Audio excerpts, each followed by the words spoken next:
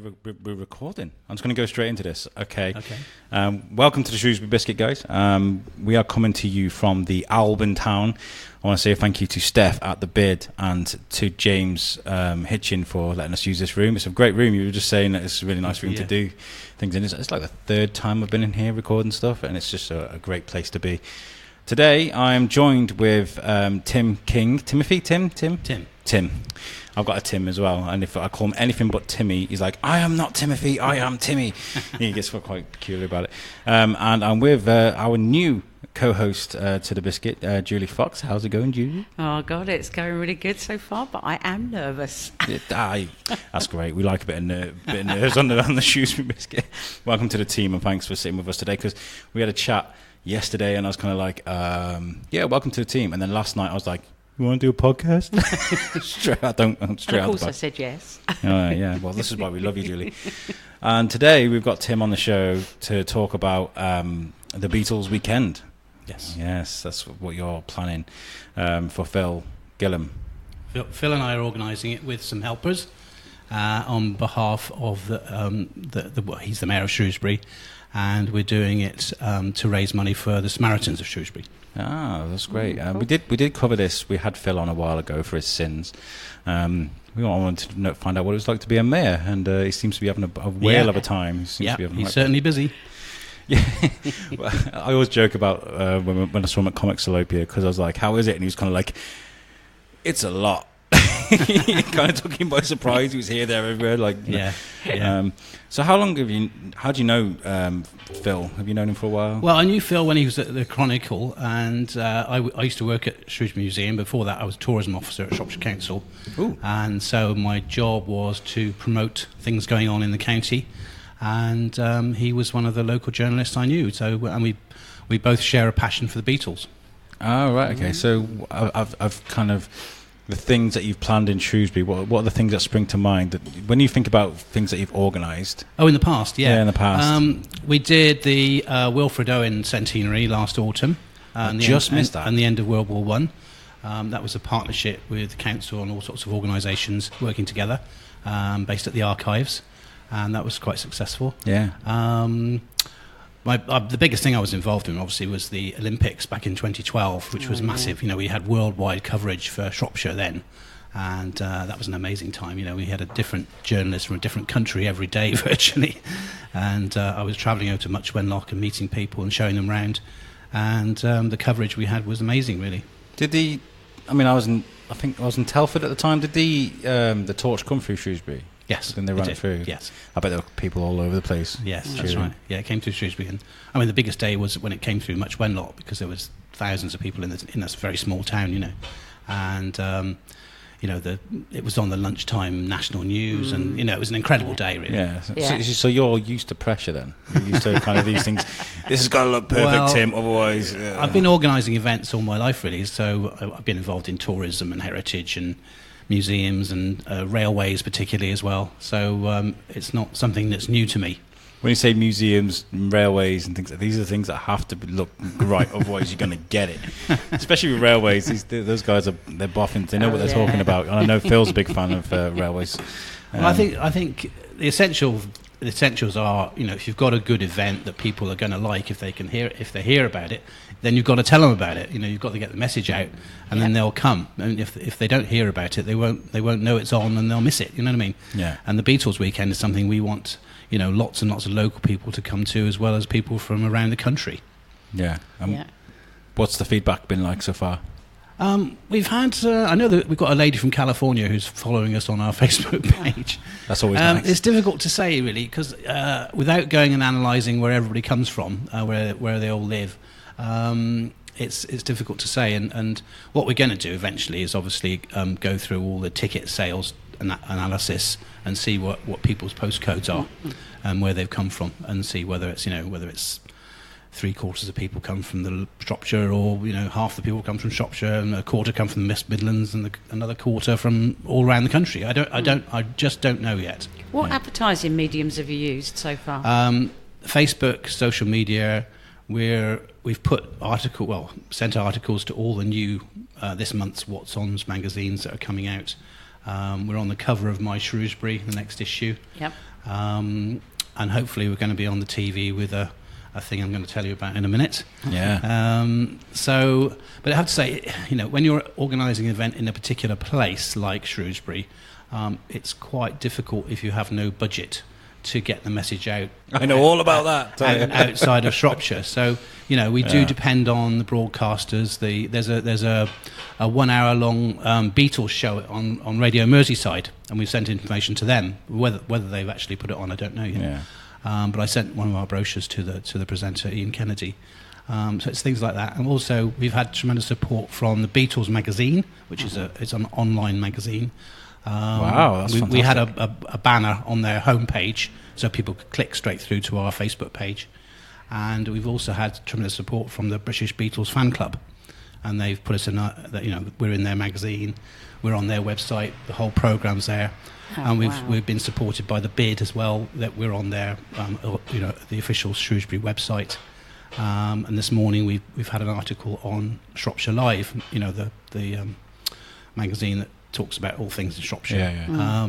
And so, it's just everywhere we can put it, really. And the Shrewsbury Biscuit, of course. And the Shrewsbury Biscuit, which obviously has thousands of listeners. Oh, yeah, worldwide, baby. But, I think you've got to explore every avenue, really. I mean, we've had the brochure done. We've only done 2,000 copies of the brochure. But that's almost kind of been given out to everybody now. If anybody wants a brochure, then they can download a copy from our Facebook page, which is facebook.com/Shrewsbury Beatles. Yeah, please do, because there's lots of information on there, and you really have gone all out. I mean, how ambitious actually have you been? Because I know some people are like, do you know what? I'm just gonna email the Beatles, or what, any of the Beatles that are still out there, like Twitter, anything. Just be like, see if we can get something off Paul Tweet McCartney. The Beatles. Yeah. Well, I mean, the first port of call really was to check with the Apple Corps office in London about how we use the Beatles name, because it's obviously a protected copyright, and their image is copyright. So we had to explore. So that's literally when we had the idea months ago. That was the first place we went to, and they were very helpful and explained what we could and couldn't do. And so we've also been very lucky with a lady called Cara Spencer, who had an exhibition in the museum of her father's photographs in 2014, and she's loaned us for free her father's original colour Beatles photographs, which is absolutely, which you'll see them on the front of the brochure and inside.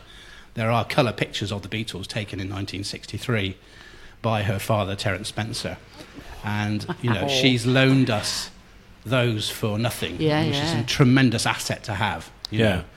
Well, because otherwise you'd have to pay photo agencies for use of Beatles pictures. And they're probably quite precious to her as well, I'd imagine. Absolutely, yeah. So she's actually coming to the event. She's going to be selling the book about her father. She's got Beatles postcards to sell. She's going to sell prints as well of her father's pictures, and they are beautiful pictures. Really are gorgeous. Yeah. So let's talk about this booklet a little bit, because it's really good. And you open the front cover and you see Phil smiling there on the front page. That's right. What's nice to see is the first time. Probably not the first time, but the first opportunity Phil has as the mayor of Shrewsbury to do something for the town. He brings something he loves, and he knows that people will get enjoyment out of. Yes, that's right. Great signal. I love that. But everybody loves the Beatles worldwide, and as you see, you've got a follower from California. I'm sure there'll be many more after listening to this show, of course. I mean, the Beatles are timeless, aren't they? They really are timeless. Yes. I listen to the Beatles.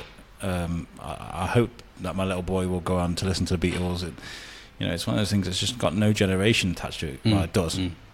But it can carry on going, Yeah. I mean, what's Gwen Stefani doing these days, Nobody knows. Exactly. Well, there are certain acts that have a long, long life, and they'll probably go on forever, And the Beatles is certainly the top one, really.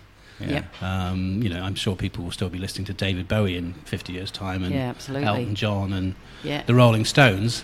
Elvis, but I think the Beatles were kind of culturally head and shoulders above the rest, I think, because of the impact at the time they had, and also the impact as the four Beatles as individuals after the Beatles split up. They went on producing beautiful music, and that lives on as well. Which is quite rare, really, isn't it? Because sometimes bands will break up, and you realise that on their own, they ain't that great. I mean, look at the Spice Girls. I'm quoting one of my favourite shows at the moment, The Boys, and this is like, well, what's Sporty Spice doing these days? Nobody knows, right? No. You know, so Bearing in mind, she was the one with the voice. yeah. But when they get together, they're the Spice Girls. You know? Well, you can see why they do the reunion tour, can't you? Oh yeah. What's your favourite Beatles song? I've several, and I think that it changes from sort of week to week. But I think In My Life, which John sings, just has the edge. I think, it's just a beautiful song, and it's about Liverpool and about childhood, and it's just very, very well produced. I think George Martin had an enormous impact on the Beatles, and if he hadn't met them, they hadn't worked together, I think we wouldn't be sitting here talking about the Beatles now. Yeah. Because his musical knowledge and skill, turned their raw qualities into something really fantastic. Yeah, superstar status. Superstar, and he just gelled with them, and I think he's enormous amount of credit goes to George, and obviously Brian as well for managing them and making sure they dress the right way and all that sort of thing. Bands need to be kind of moulded, don't they? Yeah. And then Richard Lester and the films, Hard Day's Night and Help, really cemented the image of the Beatles in the eyes of the public. And they do have that distinctive look, don't they? Yeah, you that's see right. like even like in a fancy dress shop, you see that. People ask, who's your favourite Beatle? And you always come up with an answer because the characters of them are in your mind. They've been created in your mind, so you can choose which is your favourite. A lot of bands, I wouldn't know who apart from the lead singer, I wouldn't know who the other members of the band were. And they all went for different phases as well, obviously. Yeah. John so Lennon. who's your favourite then? Well, growing up, my favourite was George and Ringo, really. I think George's album, All Things Must Pass, which he produced after he left the Beatles, is really fantastic. It's a really great piece of work, and he was the one who, he only got one song on a record, on an album, and he was really itching to get more and more songs produced by them, really. And so I really love George, and George had lots of different aspects to him. He was a big filmmaker with handmade films. He was all into all that in Indian music, and he had a lot of sides to him, and it's such a shame he's not with us now. You just don't get that you don't get that much anymore. You really don't. I mean, like, I'm noticing now with artists that are on the music in the music industry, like they'll pop up, they'll be the biggest thing on the planet for about 2 years, and then they're gone. Yeah, that's right. So like getting involved with movies, comic books, every kind of media they can grab their hands onto. Back in the day for the Beatles was like, it's quite special, isn't it? Because you don't see that nowadays. You really don't. That's right. I saw that you got like merchandise, haven't you? Like the Beatle dolls. Oh yeah, I mean all that. I had Beatle bedspread. I had a Beatle lampshade when I was a kid, and Beatle wallpaper, and even a plastic Beatles wig. Have you got any of that now? Still? No, I haven't. Because that'd be worth some money. I went through a phase where I think it was in the early 70s where I was much more into the likes of Pink Floyd and David Bowie and Elton John, and the Beatles get kind of split up, and they were kind of they were literally yesterday. Yesterday. And you kind of moved on, But then later in life I went back to them, and I wish I'd kept all that stuff really, because it would have been worth a bit now. It would have been it definitely would. Could have retired earlier. Yeah. So, but this isn't just a vanity project from the mayor either. It's like, obviously there's the message there is for the Samaritans, and if anybody can't pick up a leaflet, I do urge you to free phone the Samaritans on 116123 or email joe@samaritans.org. See if you can help out some way, because the message is there, isn't it? Like, the Samaritans do an awful lot for a cause that I'm quite passionate about, mental health. And, so well done, Phil, for attaching such a huge project like this to the Samaritans. A lot of respect there. Now let's talk about the message of support you've had off people then. So you were saying Helen Shapiro, she's been a big part of this. That's right, yes. We tracked her down through her own website, and her American friend actually phoned me up, and he said, "Tim, is there anything we can do to help?" Wow, that's amazing. And I thought, well, first of all I said, well, would Helen like to come along to the event? And They said, well, unfortunately, she doesn't really come to public events anymore. She's sort of retired. She does things through her church, and she still sings, And I said, well, would she write us a message of support? And he said, yeah, I'll go and ask her. I'll ask her tomorrow. And then an email came back from Helen saying, with the words that we got in there, saying, hope you have a fantastic time. Shall I read it out? Yeah. She says, to all attending the Shrewsbury Beatles Weekend, I send you warm greetings and trust that you will have a wonderful time whilst raising money for the Samaritans. A very worthy cause.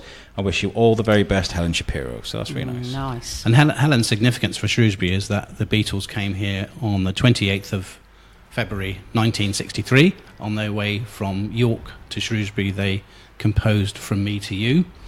And they were supporting Helen. Helen was the lead act at the Granada Theatre, along with lots of other acts as well. And so, she was the big star of that day, and the Beatles were backing her up. Wow. See, I never knew the Beatles had been to Shrewsbury. Twice in the music hall, and once at the Granada. And they also played in Shropshire at Whitchurch, and just over the border in Tenbury Wells as well. Wow. Yep. That's crazy, isn't it? I didn't know that. And the next one is from Frida Kelly. Yeah. Was she the one who made the movie? No, she was the fan club secretary. That's right, yeah. Okay. And there was a film made about her in 2013 That's right, by an American crew, and it's called Good Old Frida, and it's a really nice story of her relationship with the band over a 10-year period, really. And so the film's distributor is in Los Angeles, and again, I said to them, any chance of getting a message from Frida? And they said, oh, yeah, no problem. So a few days later, an email arrives with a message from Frida, which was fantastic. Again, Frida can't come because she's otherwise engaged, but it would have been lovely to have her here. Yeah. I'll read her message out as well. But imagine this isn't in Frida's voice. It's so pleased that you'll be screening Good Old Frida as part of your fundraiser for the Samaritans. Sorry I can't make it, but I'll be travelling at the time. I hope that the fundraiser is a success and you enjoy the film. All my best, Frida Kelly. Nice. Excellent. Yeah.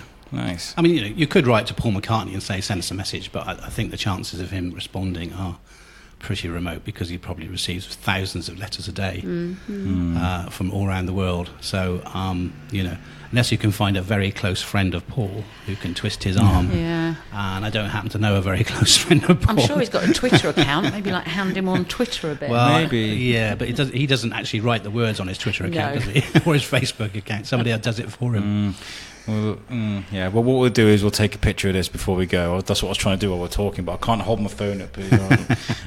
We'll try and sort a picture out. I'll throw it on Twitter and I'll hashtag the Beatles. And you never know. You never know. Because I'm such a global superstar. Something might happen. Let's talk about John Challis. Yes, John is somebody I've known vaguely for a time, and obviously he's a great friend of Shropshire. He lives just over the border in Herefordshire, and obviously comes to Shropshire a lot and comes to events a lot, and I've seen him at the flower show and things like that. And I'm a big buddy of Carl Jones, who works at Radio Shropshire, does the film reviews and does a lot of PR stuff. And Carl goes round with John on his tour, and Carl does the interviewing of John on his stage shows. And I said to Carl, do you think John would write something, or could we use the words that were in a Shropshire Star article?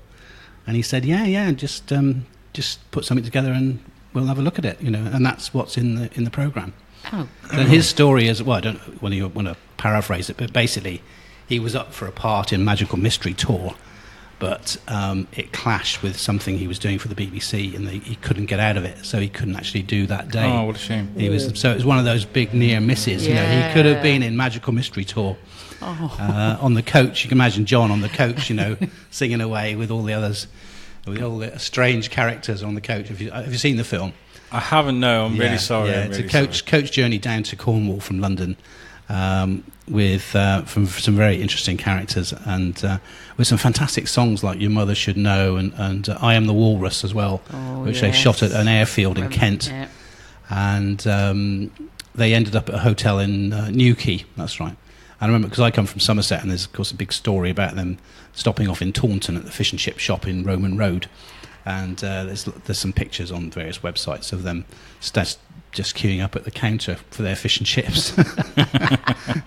And that was, but they were just mingled with all the public there. It was a very odd time for them, because it was just after Brian had died in 1967, and Paul kind of galvanised them with this crazy idea of going on a coach tour and making a movie, and that's what turned into a Magical Mystery Tour, and it was put on BBC at Christmas time in black and white. So. And nobody really understood it. I can imagine. It wasn't until it was shown in colour that people, I think, appreciated it more. But it was really wacky. But the music was very good, and then the LP that came out of it was very good as well. Mm-hmm. Oh, we all love good musical. I don't know, it's got to be the right one for me, I guess. And The Fool on the Hill, of course, is a famous song that was part of that. And I think it's a little gem, really. It's probably more appreciated now than it was at the time. Yeah. If you want to take a read of what John says about his meeting the Beatles in '67, pick up this pamphlet book that you've got. They're everywhere, these, aren't they? We can get them at the museum. There's the various original Shrewsbury racks around the town, cardboard racks in places like the theatre and some public buildings, libraries, etc. So, but the best place to go is to go to the museum reception and pick one up in the Visitor Information Centre. Okay, wicked. What's this there? The Pole Star of Popular Music. Well, that's Phil's kind of personal love of the Beatles article. Yeah. And I think it's quite a moving article about his lifelong passion for them, really. And it's well worth a read. It is, because things like this, I mean, we're looking at doing a feature on the Biscuit. We talk about it for so long, but the resources needed.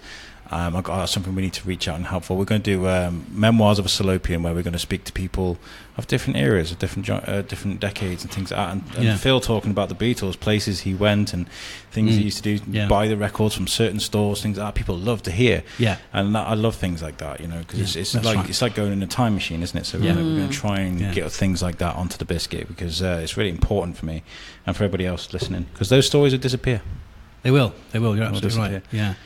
I ran into a guy a couple of years ago, and his name's Alan, and he runs the shop watch scheme in Shrewsbury, and he was the printer for the poster and the tickets for the Beatles at the music hall. And he said, I wish I'd kept a few, because those kind of tickets and posters, they go at auction for quite a lot of money now. Yeah. But I thought that's just a little, he's just working at a printing factory somewhere in Shrewsbury, and he's churning out Beatles posters from 1962. That'd look great in my house. Did you ever get to see them yourself? No, because they finished playing in 1966 when I was 10. But I did have a very odd experience one year, because we used to go to travel shows at the NEC in Birmingham, and the big arena is just next to where all the exhibition halls are, and I looked up and I saw the words Paul McCartney. I thought, this is about 1992, and he hadn't really done much live before that kind of early 90s period, and so I thought, I'd never get in there, will they be sold out? So anyway, after the show, I just went round there and I queued up, and a man came out of the auditorium straight towards me with a ticket in his hand. He said, "Do you want a spare ticket?" And I said, "Yeah." Oh. He said, "And how much?" He said, "£25 it was." And the show had already started, so I got my ticket and went in, and I saw virtually the whole of the Paul McCartney show. And it was amazing, incredible. Oh. I can remember it now. And of course, it was thousands.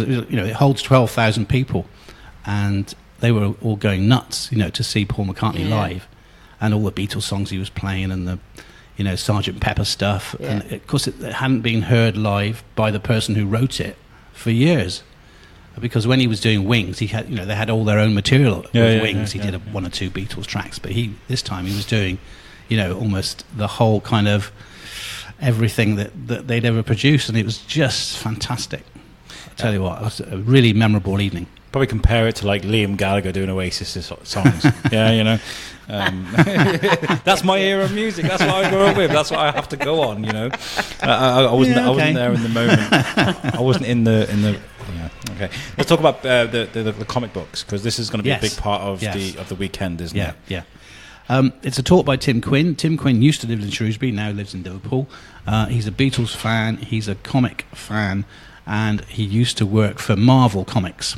And he's worked for all sorts of different organisations. He was involved in a music hall show called The Good Old Days that used to be on the BBC on television. I remember that. Do you remember that? Good Old Days. And he's worked for, in America and Britain and done. He's a very experienced guy, and he's coming along to give a talk and do it as a slideshow presentation on the comics that the Beatles were in. So it's going to be really interesting, and that's on Sunday the 22nd of September at 2:30 at the Hive, and tickets are £9 plus a small booking fee via our Shrewsbury Beatles Facebook page. So that's how people can get the tickets through the Facebook page again. Or from the via the Hive website as well. I did try to organise something with Shane Chebsey, who did the Comics Solution thing. Yeah. I really because I can speak to anybody in the world, we can do this now with technology, but I was going to try and organise an interview with Tim Quinn and over the internet and interview him about this. I don't know if we've still got time. We might do, but it'd be nice just to speak to him. But then again, I guess it would probably spoil the show, wouldn't it?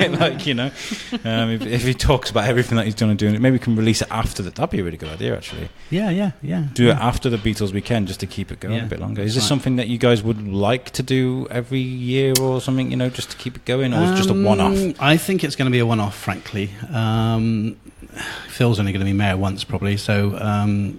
I think we'll call it a day once we've How's it been planning this? Has it been quite a lot? It's been a lot of work, but it's been very enjoyable. I must say I've been very excited by people I've contacted, and people have been in touch with us, and people have offered help. Yep.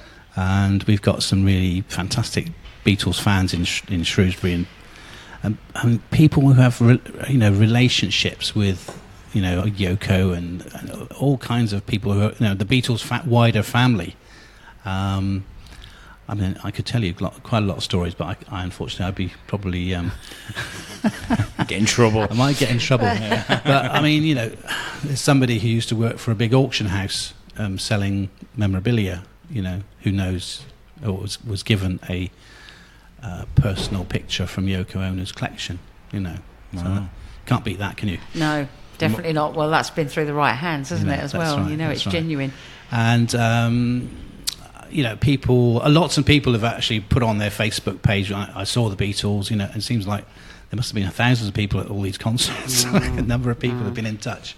And I think people have happy memories of that time. And, of course, they've told us also about the other concerts they went to as well. The Rolling Stones were in Shrewsbury. I didn't know that the 5 days after Woodstock, The Who played the Music Hall. No way. Yeah. 5 days after Woodstock. Obviously, the booking had been made months before, and they were at Woodstock, and then they flew back to England and were in Shrewsbury. There's got to be pictures, hasn't there, somewhere in the town of that? Yeah, we're doing an appeal. If anybody's got any pictures of the Who, there's got to be playing in Shrewsbury, send them to the Shrewsbury Biscuit. Oh yeah. That's really so. We've all between us. We've learned an enormous amount about the Beatles in Shropshire, and we I've created this article in the little magazine we've done about the Beatles in Shropshire, and Toby Neal at the Shropshire Star has been very helpful and allowed us to use some of their articles as well. So there's quite a lot of information now about the Beatles in Shrewsbury and Shropshire, and that's great. I suppose the key thing as well, from what you've just said, is obviously if this is going to be a one-off, it is quite important that we can help get the message out and get as many people visiting town that weekend. Because if it's a one-off, it's going to be one of those, if you weren't there, that's it, you've missed it. Absolutely. Yeah. It's not like the folk festival. I can go again next year. It's a special one-off event, and it's probably not going to happen again. But, who knows? Somebody in 5 years' time might come back with the same idea and be different though, won't it? So it's only going to be a one-off like this, organised by yourself. If you did a retro band, super band event like this every year, maybe find a different band, look at the Who or look at the Rolling Stones. I'll do a Pink Floyd one. Yeah? Yes, please. Yes, I love the Floyd. But I think also this year is it's the 50th anniversary of the Abbey Road album. and that's on the 26th of September. So it's just, we're just the weekend before that real 50th anniversary. And the Mersey Beatles, at their sold-out concert on the Sunday night, are going to play the whole of Abbey Road. So as their first half. So that'll be, for the 650 people who are in the theatre, it's going to be an amazing experience. Wow. Yeah, well, let's talk about the events that are going on. Let's run through let's tell people, if they haven't seen the posters that are all around town, what they'll be looking forward to. Let's start on Thursday the 19th of September. This is the pre... Well, I wanted to involve the Sabrina boat, and the only night they could do was Thursday night, you see. So it's why it's described as a preview event. Yeah. And it's sold out, 60 people. And Tony Stanton, who's a local musician, he's going to be playing Beatles songs, and they'll have records as well. So it's a couple of hours up and down the river. And that's already sold out? Already sold out, yeah. Wow. We sold out a few weeks ago. If you stand close enough to the river, not too close to the river, well, you might get a glimpse of the Sabrina coming past, blasting out Beatles. Yeah, that's right. Go and stand Bridge and go and stand on the Welsh Bridge, and you'll hear the boat going up and down, blasting out the Beatles. Love me do. It's gone. Let it boat. So then that leads us on to the 20th, which is the Friday. Yeah. And you've got the movie. Well, there's loads going on. You got Blackbeat playing. Yeah, Backbeat's a drama about the Beatles in Hamburg, and it was made in 1994, and Ian Softly was the director, and it's a really good story about the relationship between John and Stuart Sutcliffe and Astrid Kircher, who's the German girl that they meet in Hamburg.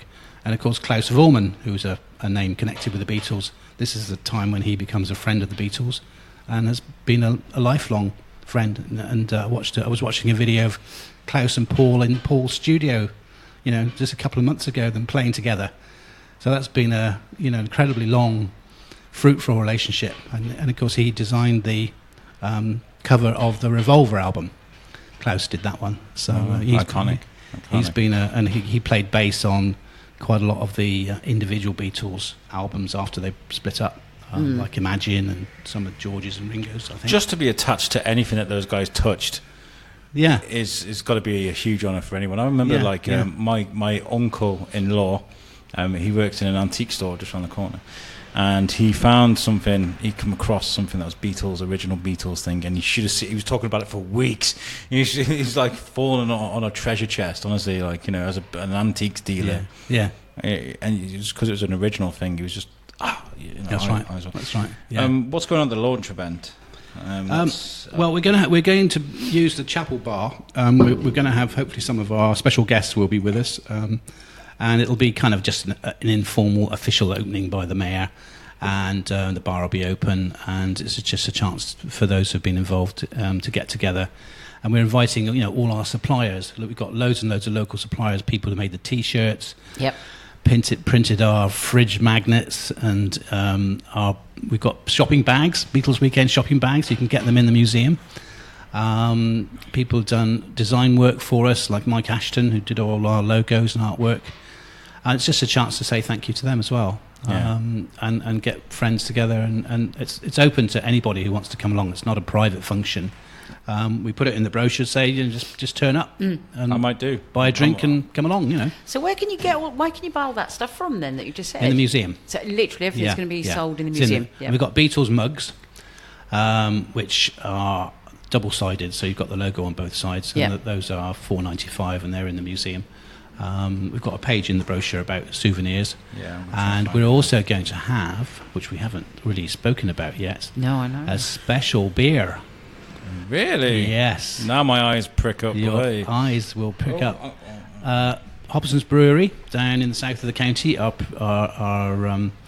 badging a bottled beer as Shrewsbury Beatles Weekend, and that's going to be on sale in various the venues we're using at the weekend and before the weekend. And hopefully, if people want to buy it, then they can buy a souvenir bottle behind the bar in the Butter Market or the theatre. And so that's good. What's the beer going to be called? Did you say? It's called. It's literally they're using our Shrewsbury Beatles Weekend logo as the label. Oh, okay. Yeah. But they haven't come out yet. So this is like a super exclusive. Exclusive at the Biscuit, guys. We will try and get to the launch event because I would love for the Biscuit to be part of that. So come and talk to people. I'll speak to Shane and Julie after this if we're available. So that's 6:00 on Friday. And Backbeat is 4:00 on Friday on the 20th of September. Now all the film tickets, you get them on the Theatre 7 website, and they're £8, no booking fee. Which is cheaper than the cinema these days, so that's not. No, we bad. wanted to make it reasonable price. You want people to come, don't you? So if you want to come to more than one film, it's not going to cost you an arm and a leg. And not just that. Where can you go to watch these movies on the big screen these days? You can't really. So this would be a nice opportunity, and you've got Looking for Lennon. What's Hard Day's Night? Hard Day's Night. So many good old Frida and 8 Days a Week. Some good films. So we've got old films, if you like, the Hard Day's Night from 1964, right up to 8 Days a Week, which was a couple of years ago. Yeah. Did you see the new Beatles film? I'm going tonight. Are you? Yes, in Wellington, in the new cinema in Wellington. Yeah, the Orbit. Yeah. Have you heard about this movie, Julie? Yesterday. It's about a guy who wakes up and everybody forgets the Beatles but him. Yeah. So he starts playing Yesterday on a guitar, and people are like, well, did you write that yourself? And he's like, no, it's the Beatles. And they're like, the Who? And his mind just explodes. It's quite... Now you've just said that is vaguely familiar, actually. I do remember reading about that somewhere. I think it's written by Richard Curtis, and it seemed to have done quite well when it came out. And it seems to be one of those sort of fantasy stories. When the Beatles gave it their thumbs up. So I missed it. I'm going to catch it when it's on Blu-ray. I'll definitely watch it's coming out on DVD in November. So at the moment in Shropshire, or sort of Telford Wrekin, is that where it can be seen? Then down at Wellington, it's only on Wellington tonight. It's been on this afternoon and yesterday afternoon because it was a worldwide release, but it's kind of late in the day now, so there's only certain places. If anyone wants the chance to catch it now. It came out at the end of June. So it's kind of done its course really in mainstream cinema. So it has played a lot in Shropshire. And Wem Town Hall has it as well. Yeah. Because I kept thinking, I can't go that night. I can't go that. You see it on a particular one night. I can't go. I've got to do something else. So I saw it was on at Wellington. I thought, right, I'm going to book tickets, and that's £8 as well. That's good value. It's all nice and cheap, then, isn't it? Yeah. You wanted to ask about the tour, didn't you? Oh yes, in terms of like the going around town, in terms of the different places who is doing the tour? Right, Maggie Love is going to do the tour on the Saturday morning. Yep. She is a tourist guide. She's also an ambassador for Shrewsbury, and she has quite a, shall we say, theatrical background, and was involved in choreographing movies in her past career. And then we're going to take people. It's primarily aimed at people who haven't been to Shrewsbury before. Yep. And give them just an hour around the historic centre. Show them some of the medieval and Tudor buildings. And then we're going to go up to the balcony of the music hall, and then we're going to have some little surprises. And we're going to talk about the music hall as a building, as a theatre, as it used to be, and where the stage was, and where the dressing rooms were, and so that's going to be interesting for people again who perhaps have never been to the music hall before. Yeah, so they get to see. So they get to see that as well. You obviously say she's, her background is theatrical. Does that mean that her tour is going to have a slight difference whilst actually going around the town as well? Well, I don't. No, I don't. I think it'll be, the usual informative tour. But I think we'll be talking a lot more about the history of the music hall than we would on a normal tour. Right. Yep. Yeah. Yep. So we're going to focus on the music hall and the fact that Charles Dickens gave a reading here in 1858, and it was a really important building in the social life of the town. Really, it's where people could gather and either hear things, enjoy music. And then in its later incarnation in the 60s, it was very much a place where bands played. Like the Who and the Beatles we talked about. Yeah. So she's doing a morning tour. It's a 10:30 tour, and it will finish at probably about 12:15 up on the balcony. We have tea and coffee. And when you buy your ticket, you've got the option to have your tea and coffee in a Beatles mug. Oh, okay. You're right. The one's on sale. The one's on sale. So we were asking people to book by, I think, the September the 16th if they would like a mug. Yep. Otherwise, you get a normal mug. Okay, fair enough. Yeah, so that's an incentive to get in. That's on Saturday the 21st. People, make sure you get, because that will go quickly. That will. Yeah, there's only 20 places for that tour. So there's just the one tour. Yeah, we had a plan, and this is this would have been public access to another Beatles venue, but so far we haven't got the thumbs up from the venue, so I can't say what it is. But if they give me the thumbs up, soon, I can put it on sale. Right. But I don't really want to say much more about it at the moment. But you can imagine what that venue if you get any news, send it to us and we will voice it for you. I was just about to say, maybe if they listen to this podcast. So I'm hopeful of having, that would be our second tour. Yeah. On that one, that would be on the Sunday morning, and we probably do two versions of two tours. Excellent. If it goes there. But I think what I'd say to people is keep looking at our Facebook page, because that's where we'll put the announcement on, and tickets will be available through that page. Yeah. And for people that like singing Beatles songs, there is an open mic. Chief. The Wheat Chief, incredibly helpful. The Wheat Chief in Frankwell, and Colin Clues, who puts on these open mic nights at the Wheat Chief, is organising something on the. Is it the Friday night? It's the Saturday night. Saturday night, I beg your pardon. Yeah, 7 o'clock. 7 o'clock, and it will go on till about 11-ish, I think. No, let's let it go till 3. Let's keep partying. But if you're a band and you want to come along, or you're a singer and you want to come along and sing, please book in via the Wheat Chief's Facebook page, and the message will get to Colin that way. And if you don't book in and turn up on the night, I'm sure they'll find you a slot. But I think it's going to be very, very, very exciting. And of course, I'm torn between going to the film 8 days a week or going to the open mic nights. So I might go to both. Yeah. What's the timings of the films then? Well, the first one is on Friday the 20th, which is backbeat at 4 o'clock. This is at the Walker Theatre in Theatre 7. So that'll be about an hour and a half. And then we've got the launch event. And then we've got another film, Looking for Lennon, which starts at 8 o'clock in the Walker Theatre in Theatre 7. And the director, Roger Appleton, will be with us, and we'll be doing he'll be introducing the film, and we'll do a short Q&A with him after the movie. Yeah. So the audience can ask him questions, about aspects of the film once they've seen it. And I should probably end up chairing that one, or Phil will between us. We'll see how it works. Yeah. We've also got a Beatles author from Liverpool called David Bedford, who's coming to talk about his work, and he's going to introduce Good Old Frida, which is on Saturday at 1:30 at the Walker Theatre, which is all about Frida Kelly, the Beatles fan club secretary. And then A Hard Day's Night is at 4 o'clock on Saturday at Theatre 7, and then 8 days a week is at 7:30, also at Theatre 7. So you've got a really lovely selection of films to see. Yeah. So you could catch the film and then, like you say, hop on over. Yeah, hop on over to the corner to the open mic night. Yeah, have a few beers, have a good sing. Yeah, have a good sing song. Yeah, why not? I've just spotted something else actually, which they love to say up at Estuary Island. Oh yeah, love to say. Yeah, I should talk about that. Yeah, our lovely sponsors are Salop Leisure, and they're very generously supporting us.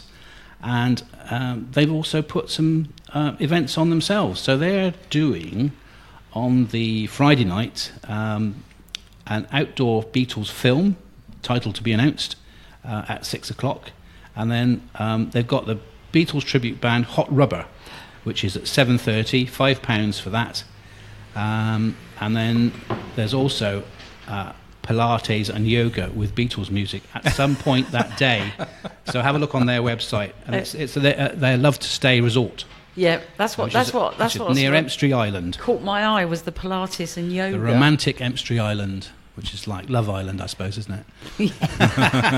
It's got the spas there, hasn't it? Nothing about the Beatles is anything like Love Island. The palm trees swaying on Estuary Island. And then on the Saturday night, there's 6 o'clock again, outdoor Beatles film, and a Beatles-themed quiz with food at Love to Stay, and more Pilates and yoga with Beatles music. So have a look at lovetostay.co.uk/events. So you'd get the tickets for that direct from them? Yes, yep. That's right. They should have mixed it up. They should have done the open mic night with the Pilates and the yoga at the same time. Whilst sitting in a hot tub down there. Actually, that would be really cool. Like all the hot tubs lined up, film screen. So like instead of like have the drive-in movies, you've got like the spa city. How about you could have yoga submarine? They've got a lovely swimming pool at Love to Stay, apparently. It's beautiful, fresh water. They've got the freshwater outdoor ones, haven't they? Yeah, I know. Yeah. I've never been there. Looks like a brilliant place. Should be like, I'm from the Shrewsbury Biscuit. Hook us up with hot tub. You need to go have a look down there. It's really cool. Well, maybe you could do a podcast from the Love to Stay resort. Yeah, talk to the people who stay there. Actually, it's a good shout because they've got lots there, and they've got obviously they've got. And they're opening a new gym as well. Amanda Arnold is involved with the new gym down there. The gin gym. A gym. I'd definitely be going to that. We're sat in James Hitchens' lab at the moment where he does his gin cocktails. So we should speak to him about that. We're not touching them, James. We promise. No. Put that Bloody Mary down. Right, so you said. So this all sounds fantastic, by the way, and well done to you guys for putting so much work into this, because I think it's going to be a great buzz around the town. I mean, we're going to try and get about as well. I want to try and get to a couple of events. I quite like the thing you've got going on at the Butter Market. Yeah, that's on Sunday, which is at it's the music's from 12 till 2, but you can obviously come in from 11:30 beforehand. And we've got 3 bands, all local bands, playing Beatles music. Mm-hmm. Colin Clues has coordinated all this. And it's £10, and you get your music, you get a bacon roll or a vegetarian alternative included in the £10, and we'll have newspapers. So it's a chill-out morning brunch time session with live music, and it's very much the Cavern Club sort of atmosphere, with the old brick walls, and it just feels Cavernish, doesn't it? The Butter Market Cellars. Perfect venue. I'd never been there before. I know we did. I went to watch an Assassin gig a few weeks ago. We were going to get them on the show. It just kind of broke down. We'll get them on again soon. And I'd never been there before properly, and I got lost, and I was looking for the way out, and I ended up downstairs in this place that looked like the cabin to the Cavern a couple of times. It's amazing. I love it. And I was just like, where am I? Where am I? I'm lost. I'm still trying to get over the fact you've never been in the Butter Market. No, I hadn't. No, we did the thing for the prison. Yeah. We went upstairs. Yeah. Me and Julie know each other from the prison, and we not from being in a cell. Were you next door to each other? And after doing one of our Halloween nights, we got invited straight from the prison. We were standing in the queue, scaring the customers as they walked in. Yeah, in character still. Yeah, all right. Yeah. And then we got invited to VIP drinks upstairs, which was great. But from that moment, we kind of went from the door straight upstairs. Yeah, we did actually. And I didn't really get to see much of it. It was mint though, because we were standing on the balcony, and there was like 3,000 people all dancing around on the dance floor beneath us, and I was just leaning over there like Scarface, kind of like just watching. Yeah, it was quite cool. We went to see Billy Ocean at the Butter Market, and it was incredible. Wow, he was just great. Yeah, I saw him when he came and did Let's Rock Shrewsbury years ago. Yeah. He was brilliant. My mum's seen Billy Ocean. My mum's living the dream at the moment. She's gone gig crazy. She's going concerts all around the country. Rolling Stones, Billy Ocean, wow, all sorts. Yeah, she's loving it. So I just want to say that we're probably having a ceiling of 200 tickets on this lunchtime event, and we've sold 133 already. Ooh, get your tickets in, guys. So I wouldn't put it off too long if you fancy coming. We'll try and get the biscuit there as kind of come along. We'll work it. Yeah, I'll speak to Grant. The Butter Market. Yeah. Grant's been really helpful. Oh yeah, I was going to say he'll be happy. He's been honestly, he's really supportive of what we do. Grant from the Butter Market. He likes a lot of our posts and stuff, and I'm grateful for that. You had an exclusive for us, didn't you? Yes, I did, and I'm quite excited. This is like one of those weird. You meet somebody who knows somebody who knows somebody else. You know what I mean? And Phil publishes the Bellevue magazine. Yes, he does. And he interviewed Faye, whose surname I've forgotten, sorry, but she's an artist, and he did a lovely piece. And she said, do you know my husband? He made the statues on the waterfront at Liverpool of the Beatles that were put in 2015. He said, "Oh, really?" And she said, "He's got copies of them. Do you want them to come to Shrewsbury?"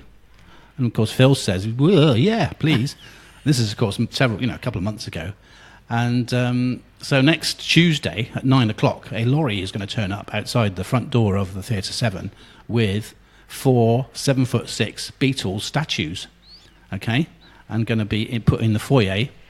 And they're 7'6" high, and they're quite heavy, but you can still lift them because they're made of resin rather than bronze. Right. Yeah. And the Chris Jones from the Castle Fine Arts Foundry, they made the originals, and they were paid for by the Cavern Club in Liverpool to mark the 50th anniversary of the last Beatles gig in Liverpool, which was at the Empire. And they were a donation to the city, and because they become enormously popular. And do you remember James Corden did a little trip around Liverpool with Paul McCartney? Yeah. Huge, I mean, millions and millions of people around the world saw that broadcast on his programme. And there's Paul McCartney and James standing by the 4 Beatles, in that programme, seen by millions of people. So they've become, in a short period of time, really iconic. Yep. And we are having effectively them, but copies of them here in Shrewsbury. Well, that's brilliant. That is ace. Isn't that amazing? That is really cool. So you'll be able to go into the foyer at the theatre and see them for free, and take a picture and have your selfie done with them. Yeah. Anytime between 10 and 7, really, during normal box office hours, Mondays to Saturdays. And on the Sunday, the 22nd, it'll be kind of before the Mersey Beatles show, really. How long are they going to stay there for? They're going to go away again on the 23rd. So the Monday. Where are they going? They are stored somewhere and brought out for exhibitions, I believe. They are used to promote the Foundry and obviously the Beatles. I don't know much more about them than that, but it was just this weird coincidence that Chris was the husband of Faye, who's the artist who was talking to Phil. So guys, there's a photo opportunity for you. If you're a big fan of the Beatles, whether you're going to get involved with all these events or not, there's going to be a great photo opportunity for you at Theatre 7. Make sure you go and get a photo, because these things will go away, and like Tim just said, this is a one-off event, and once they've gone away, they're probably not going to come back to Shrewsbury. So that's right. Make sure you check that out. Theatre 7. And it's nice that the Foundry is based near Oswestry, so it's a kind of Shropshire connection. Of course. They've got, I think, 2 or 3 different bases around the country where they actually make things. The Oswestry also had a connection with George Harrison. Shall I tell you about that? There's a guy called John Croft who lives at Llanny Blodwell, which is near Oswestry, and he is a big ukulele fan, and he persuaded George Harrison to join the Ukulele Club of Great Britain, and he ended up on the committee, I think, for a time. And George used to go to Llanny Blodwell to see John, and they would sit and talk ukuleles till the cows came home. Between about 91 and 2000-ish, there's a sort of 10-year period. So, George was popping into Shropshire to talk ukuleles. I wonder how many people knew that. Yeah. And somebody told me they saw a huge red Rolls Royce with the number plate R1NGO, Ringo, in Shrewsbury not long ago.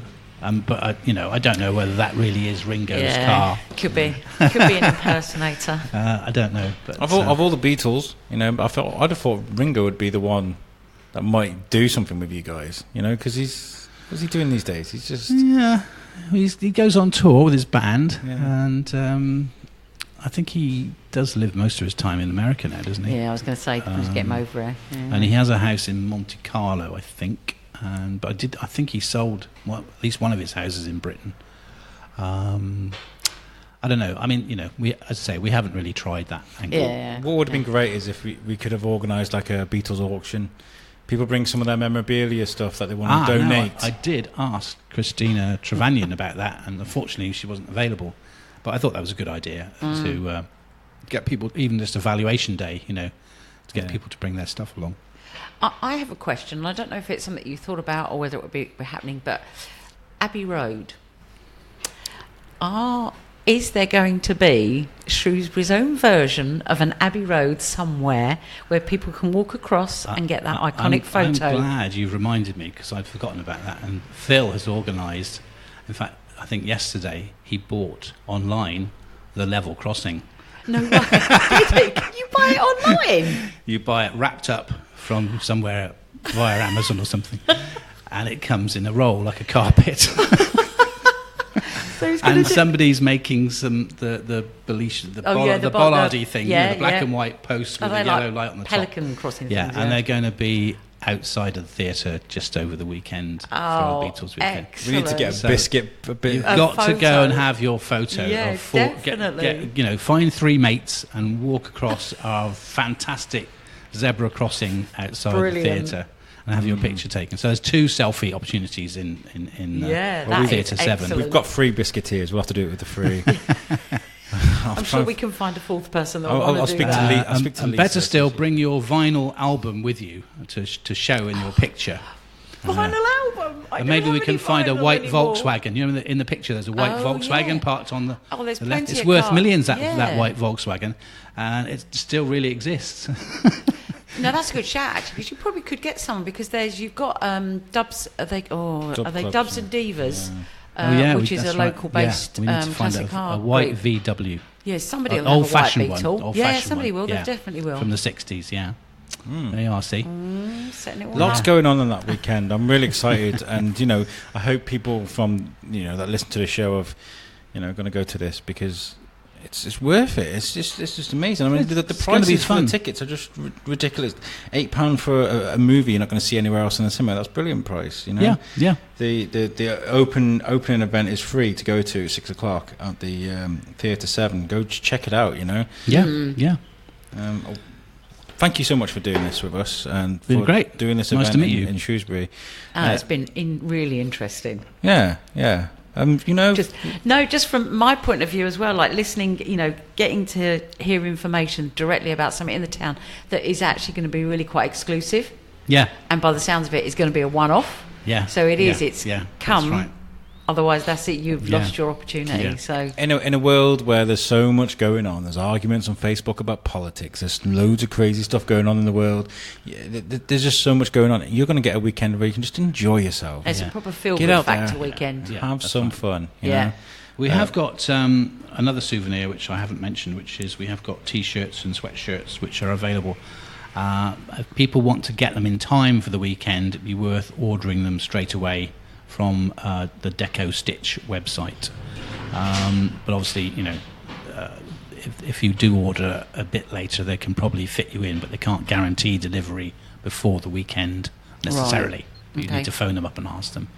But I was hoping to see, more people walking around Shrewsbury in our T-shirts, but it's not to be yet. Yeah, that's the problem. It's like you're saying, maybe if people aren't aware of where they can get them from. So yeah, we've put them on our Facebook page, and Deco Stitch have been promoting them as well. We wanted to do that with the biscuit as well. We use TeePublic. We do. I want to use a local company at some point, but we're stuck with TeePublic at the moment. But they're quite pricey, and that's not nothing to do with us. It's all to do with the website and stuff, because it's all print to order. Yeah. And we were like, buy our Shrewsbury Biscuit T-shirts. I think we sold 2. Those 2 are one for me and one for Shane. I'll have to get Julie one. I think. We had obviously, if we'd had more, shall we say, our wallets were fatter, we could have printed some off, and had them in stock in various places. But it's just, that's the old-fashioned way of doing things. I don't know how many would sell. I don't know how many would be left over. I suppose it might acquire some vintage value over a period of time. Like these old, if I bring out my Woodstock T-shirt, it's probably worth £100 now. So, obviously, you were saying this has been done on a no budget or a very, very tight budget. Tight budget. Yeah, really. We've obviously had to pay for certain services that are required and things that we will need to print. People don't print things for nothing. Yep. So we have laid out some funds and we're expecting hopefully to get that back through our various ticket revenue. Sure, yeah. Income streams, as they say. And venues been donating their premises though? The Buttermarket waived their hire fee. Excellent. Nice. We've had some Grant. Pretty nice, good man. generous people have been doing things. and doing also even where we've had to pay for a venue, they've gone over and above to promote the event. Yeah.